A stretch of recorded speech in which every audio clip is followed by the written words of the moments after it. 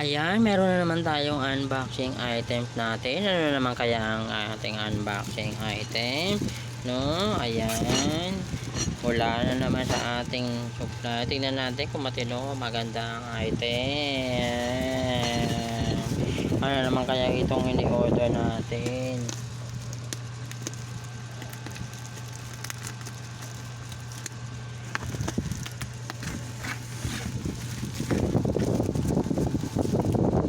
Ayan, sa packing, pang bubble wrap. Then, nakabox naman siya, no?